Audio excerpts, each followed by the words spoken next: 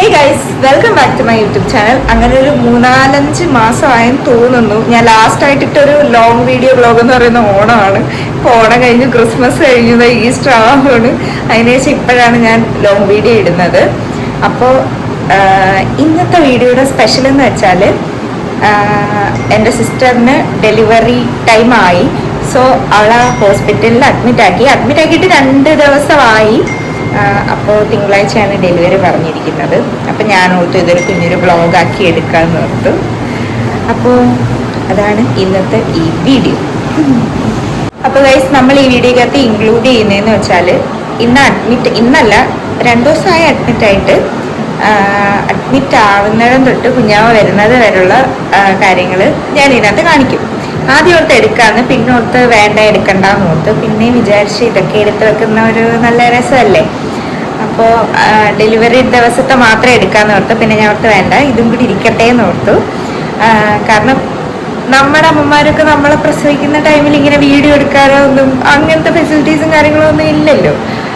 ഇന്നിപ്പം എല്ലാവിധ സംവിധാനങ്ങളും ഉണ്ടായിട്ട് എടുക്കാതിരുന്ന മോശമല്ലേ. അപ്പോൾ കുഞ്ഞാവ് വരുമ്പം അവനും കുറച്ച് വലുതാകുമ്പോഴത്തേക്ക് നമുക്ക് കാണിച്ചു കൊടുക്കാമല്ലോ, ഇങ്ങനെയായിരുന്നു എന്നുള്ളത് കാണിച്ചു കൊടുക്കാമല്ലോ. പ്രസവിക്കുന്ന ടൈമിലൊക്കെ ഇങ്ങനെയായിരുന്നു എന്നൊക്കെ കാണിച്ചു കൊടുക്കാമല്ലോ. അപ്പോൾ ഞാൻ അതും കൂടെ ഓർത്തിട്ടാണ് എടുക്കുന്നത്. അപ്പോൾ ഡെലിവറി പറഞ്ഞിരിക്കുന്നത് തിങ്കളാഴ്ചയാണ്, ഇന്ന് ശനിയാഴ്ചയാണ്. അപ്പോൾ നാളെ വൈകുന്നേരമൊക്കെ ആകുമ്പോഴത്തേക്കും പെയിൻ വരാനുള്ള ഗുളികയൊക്കെ കൊടുക്കുമെന്നാണ് പറഞ്ഞത്. അപ്പം നമുക്ക് എല്ലാ വീഡിയോസും ഇനിയുള്ള എല്ലാ കാര്യങ്ങളും നമുക്ക് ഈ വ്ലോഗിനകത്തൂടെ കാണാം. ഇതാണ് എൻ്റെ ഇന്നത്തെ ഔട്ട്ഫിറ്റ്. നമുക്ക് എങ്ങനെയുണ്ട്?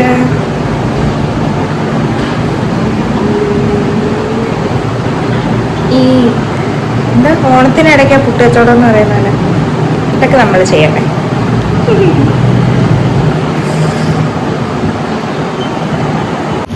എങ്ങനെയുണ്ട്? സൗണ്ട് എങ്ങനെയുണ്ട്? ഇങ്ങനെ വന്ന് കിടന്നിട്ട് എന്ത് തോന്നുന്നു? ഈ ഒരു വീഡിയോയ്ക്ക് എന്ത് പറഞ്ഞാൽ വോയിസ് കൊടുക്കണ്ടേന്നൊന്നും അറിയില്ല. സത്യം പറഞ്ഞാൽ ഞങ്ങൾ ഭയങ്കര വെയിറ്റിങ്ങിലാണ് കുഞ്ഞാവ വരാനായിട്ട്. അപ്പം ഞങ്ങൾ പ്രതീക്ഷിച്ചിരിക്കുന്നത് തിങ്കളാഴ്ച കുഞ്ഞാവ എത്തുമെന്നാണ്. കാരണം ഞായറാഴ്ച പെയിൻ്റെ മരുന്ന് വെക്കുമ്പോൾ പെയിൻ വന്നിട്ട് കുഞ്ഞാവ തിങ്കളാഴ്ച വരും എന്നുള്ള കട്ട വെയിറ്റിങ്ങിലാണ് ഞങ്ങളെല്ലാവരും. അപ്പോൾ അവർ ഇടയ്ക്ക് വന്നിട്ട് ചെക്ക് ചെയ്യുന്നുണ്ടായിരുന്നു കുഞ്ഞിൻ്റെ ഹാർട്ട് ബീറ്റ്സും അതുപോലെ തന്നെ കുഞ്ഞിൻ്റെ അനക്കവും കാര്യങ്ങളൊക്കെ ഇടയ്ക്കിടയ്ക്ക് വന്ന് ചെക്ക് ചെയ്യുന്നുണ്ടായിരുന്നു. അപ്പോൾ അന്ന് ദിവസം ഹോസ്പിറ്റലിൽ ഞാനും ചന്തുവും മോളും മാത്രമായിരുന്നു ഉണ്ടായിരുന്നത്. എന്നിട്ട് ഒരു ഈവനിങ് ആയപ്പോഴത്തേക്കും ഞാൻ തിരിച്ച് വീട്ടിലേക്കും പോയി. കാരണം കുറച്ച് ഡ്രസ്സും കാര്യങ്ങളൊക്കെ. അപ്പം ഞാനിനി വീട്ടിൽ പോവുകയാണ്. ഇനി വീട്ടിൽ പോയിട്ട്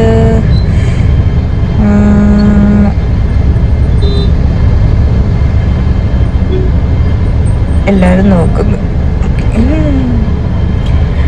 അപ്പോൾ പറഞ്ഞു വന്നതെന്ന് വെച്ചാൽ ഞാനിനി വീട്ടിൽ പോവുകയാണ്. എന്നിട്ട് ഇനി നാളെ തിരിച്ചു വരും. നാളെ ഞാനിവിടെ ഹോസ്പിറ്റലിൽ സ്റ്റേ നിൽക്കും. കാരണം വെച്ചാൽ അവൾക്ക് നാളെ മെഡിസിൻ കൊടുക്കും. നോർമൽ പെയിൻ വന്നില്ലെന്നുണ്ടെങ്കിൽ പെയിൻ വരാനുള്ള മെഡിസിനൊക്കെ കൊടുക്കും. എന്നിട്ട് നാളെ ഈവനിങ് ഒക്കെ ആകുമ്പോൾ കൊടുക്കുമെന്നാണ് പറഞ്ഞത്. അപ്പം ഏർലി മോർണിംഗ് ഒക്കെ മേ ബി കാണും എന്ന് നമുക്ക് വിശ്വസിക്കാം. അപ്പോൾ നമുക്ക് നാളത്തെ വിശേഷങ്ങൾ കാണാം. ഇനി ബാക്കി നാളത്തേത് നമുക്ക്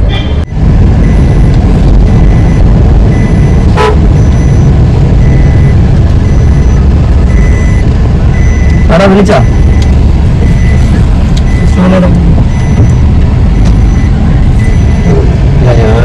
കഷ്ടപ്പെട്ട് ഞാൻ ഉണ്ടാക്കിക്കൊണ്ടുവന്ന ഫുഡാണ് രാവിലെ.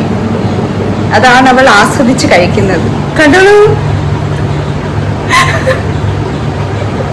മോള് നോക്ക.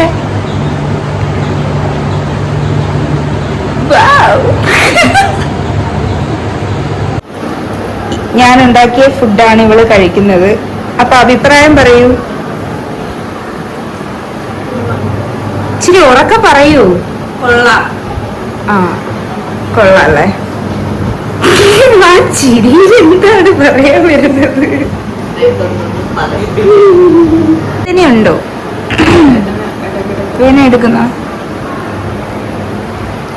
സ്പെഷ്യൽ മീൻ വറുത്ത തോരൻ ഇവിടെ മുഖം കൂടെ നോക്കൂ.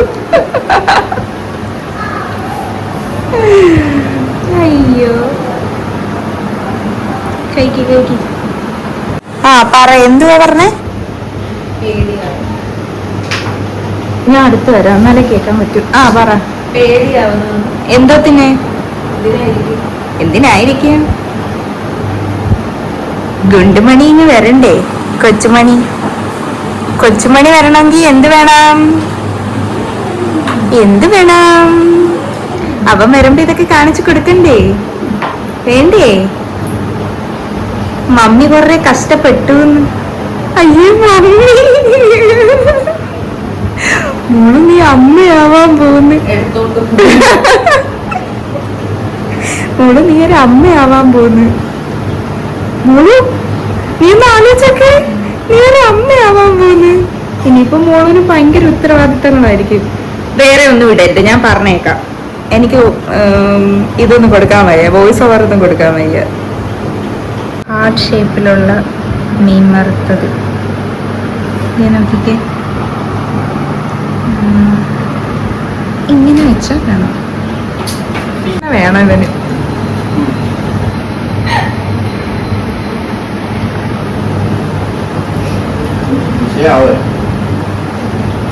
ഓ എന്തൊരു സ്നേഹം.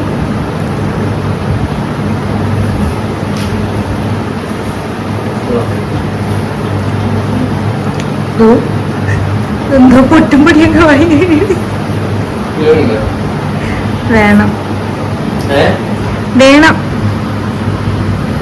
മുന്നേ കാണിച്ച ക്ലിപ്സിലൊക്കെ ഞാൻ അവൻ വരട്ടെ, അവന് കാണിച്ചു കൊടുക്കണമല്ലോ, അവൻ വരട്ടെ എന്നൊക്കെയാണ് ഞാൻ പറഞ്ഞത്. കാരണം ഞാനും എന്നെപ്പോലെ എൻ്റെ ഫാമിലിയിലുള്ള മിക്ക പേരും മോളിൻ്റെ വയറൊക്കെ കണ്ടിട്ട് പറഞ്ഞത് ഇതൊരു ബോയ് ആണെന്നാണ്. ഞങ്ങൾ അങ്ങനെയാണ് പ്രതീക്ഷിച്ചത്. കാരണം പ്രഗ്നൻ്റ് ആയിരിക്കുന്ന ടൈമിൽ അമ്മയ്ക്ക് നല്ല ഭംഗിയൊന്നുമില്ല, കറുത്ത് ഒരുമാതിരി ഫേസൊക്കെ ഇരിക്കുകയാണെന്നുണ്ടെങ്കിൽ അതൊരു ബോയ് ആയിരിക്കും.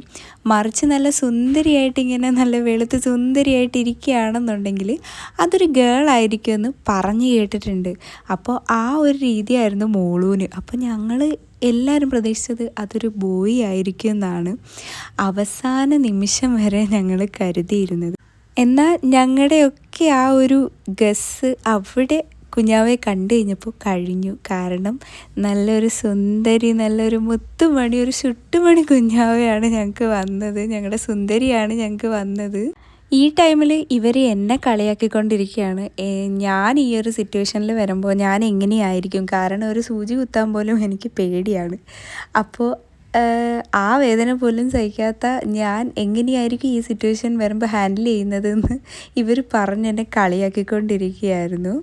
ഇടയ്ക്കിടയ്ക്ക് നേഴ്സുമാർ വന്നിങ്ങനെ ചെക്ക് ചെയ്യുന്നുണ്ടായിരുന്നു കുട്ടിയുടെ അനക്കവും അതുപോലെ തന്നെ കാര്യങ്ങളൊക്കെ, ഹാർട്ട് ബീറ്റും ഒക്കെ ചെക്ക് ചെയ്യുന്നുണ്ടായിരുന്നു വന്നിട്ട്. ഇവരാണെങ്കിൽ നല്ല രീതിക്ക് വയറ്റിൽ പ്രസ് ചെയ്താണ് ആ ടൈമിൽ നോക്കിയത്. അപ്പോൾ അവർക്ക് ഓൾറെഡി പെയിൻ ഉണ്ടായിരുന്നു. അപ്പോൾ അവരൊന്നും കൂടി ഇങ്ങനെ പ്രസ് ചെയ്ത് നോക്കുമ്പോൾ നല്ല പെയിൻ ഉണ്ടായിരുന്നു അവൾക്ക്. അത് ആ ഫേസിൽ നമുക്ക് കാണാൻ പറ്റുമായിരുന്നു. അങ്ങനെ ഒരു വൈകുന്നേരമൊക്കെ ആയപ്പോഴത്തേക്കും മണിക്കൂറുകൾ കൂടി കഴിയുമ്പോഴത്തേക്കും ഇവിടെ പോകും, അവിടെ പോകും. ജോമോൾ അഭിനയിക്കുന്നത്, ജോമോൾ എങ്ങനെ ജോമോൾ അഭിനയിക്കുന്നത് ഒന്ന് കാണീര്.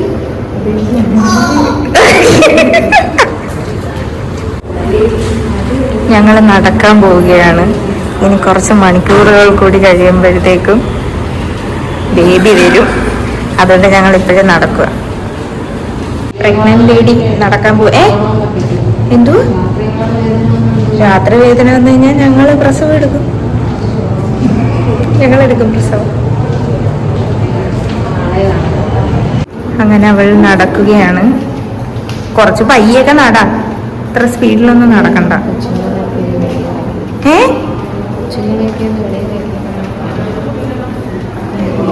വെള്ളം കുടിക്കാത്തതിന് എന്തൊക്കെയോ പറയുന്നത്.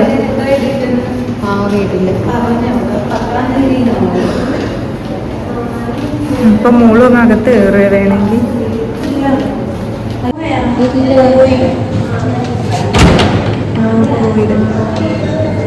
ഫോൺ അടിക്കുന്നു. തത്തി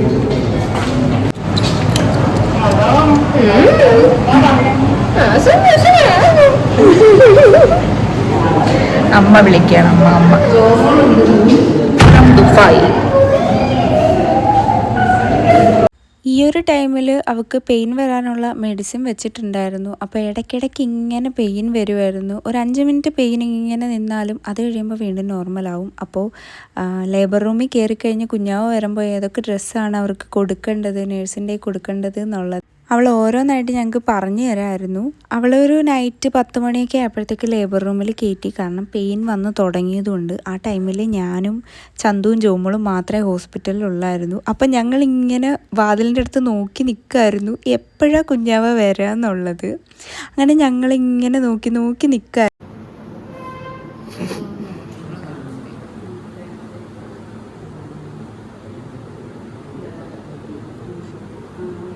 നാണമുണ്ടോ? നീ ഒരു പിതാവാൻ പോവാണോ? നിനക്ക് ഇതും കണ്ടിരുന്നാൽ മതിയോ? 2020 ഇന്ത്യ ജയിച്ചു, ഞാനും ജയിക്കുന്നു.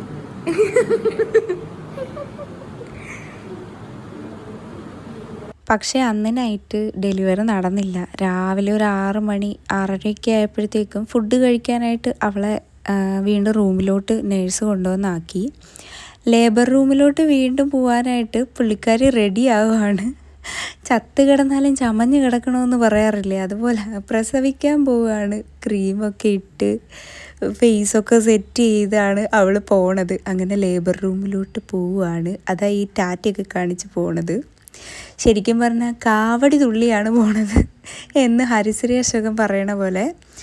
പിന്നീട് കുഞ്ഞാവെ കൊണ്ടുവരുമ്പോൾ അവൾ ഞങ്ങളെ കാണുന്നത് വെറും കൂറവേഷത്തിലാവരുത്, എന്നാൽ നല്ല സുന്ദരികളായിട്ട് വേണം കാണേണ്ടത് എന്നുള്ളൊരു ഇതിൽ ഞാനും ജോമോളും ഒരുങ്ങുകയാണ്. ഞങ്ങൾ റെഡിയാകുമ്പോഴത്തേക്കും ബാക്കി വീട്ടിൽ നിന്ന് എല്ലാവരും വരുന്നുണ്ടായിരുന്നു. പപ്പയും മോളുൻ്റെ അമ്മാവിയും അതുപോലെ വല്യമ്മയൊക്കെ വരുന്നുണ്ടായിരുന്നു. കാരണം എല്ലാവരും ഹോസ്പിറ്റലിൽ നിന്നില്ല. ഡെലിവറിക്ക് കയറ്റിയതിന് ശേഷം വന്നാൽ മതി, അതുവരെ ഞങ്ങൾ കൂട്ട് നിന്നോളാന്ന് പറഞ്ഞതുകൊണ്ട് എല്ലാവരും വന്നില്ല. അപ്പോൾ ഞങ്ങളിവിടെ ലിപ്സ്റ്റിക്കൊക്കെ ഇട്ട് സെറ്റാവുകയാണ്. ഞങ്ങൾ ഇതിനിടയ്ക്ക് സംസാരിക്കുന്നത് എന്നെ വല്യമ്മേന്ന് വിളിക്കും എന്ന് പറയുന്നതിനെയാണ്. ഞാൻ പറഞ്ഞിട്ടുണ്ട് എന്നെ വല്യമ്മേന്നൊന്നും വിളിക്കണ്ട, എന്നെ എൻ്റെ പേര് വിളിച്ചോ, ഇല്ലെങ്കിൽ അമ്മേന്ന് വിളിച്ചോ, അങ്ങനെയാണ് ഞാൻ പറഞ്ഞു കൊടുത്തേക്കുന്നത്, എന്നെ വല്യമ്മേന്ന് വിളിക്കണ്ടെന്ന്. അപ്പം ഞങ്ങൾ അത് പറഞ്ഞ് ഞാനും ചന്തുവും ജോമോളും കൂടി ഇരുന്ന് സംസാരിക്കുകയാണ്, എന്നെ വല്യമ്മേന്ന് വിളിക്കരുത്, ഞാൻ വല്യമ്മ അല്ല എന്നൊക്കെ. അങ്ങനെ ഫൈനലായിട്ട് റെഡിയായി. അപ്പോഴേക്കും അവരൊക്കെ വന്നു.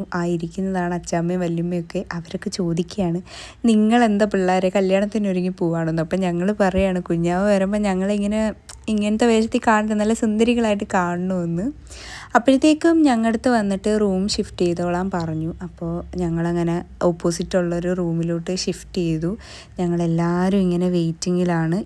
ഈ ടൈമിൽ ഡെലിവറി കഴിഞ്ഞിട്ടില്ലായിരുന്നു. വീണ്ടും അവളെ തിരിച്ചു കൊണ്ടുവന്ന് റൂമിലോട്ട് ഫുഡ് കഴിക്കാനായിട്ട്. ഇടയ്ക്ക് പെയിൻ വരുമ്പോൾ കൊണ്ടുപോകും, ഒരു 8 മണിക്കൂർ അതിനകത്ത് ലേബർ റൂമിൽ കിടത്തും, വീണ്ടും തിരിച്ചു കൊണ്ടുവരും. ആ ഒരു രീതിയായിരുന്നു അവിടെ നടന്നിരുന്നത്. പിന്നെ ഈ ഒരു സമയമെന്ന് പറയുന്നത് നൈറ്റ് ഒരു 8 മണി കഴിഞ്ഞു. ശരിക്കും പറഞ്ഞു കഴിഞ്ഞാൽ ഇത് കഴിഞ്ഞാണ് ശരിക്കുള്ള ട്വിസ്റ്റ് നടന്നത്. നമ്മൾ നോർമൽ ഡെലിവറിക്ക് വേണ്ടിയാണ് കാത്തിരുന്നത്. അതിനു വേണ്ടിയുള്ള പ്രിപ്പറേഷൻ ആയിരുന്നു ഫുള്ളും.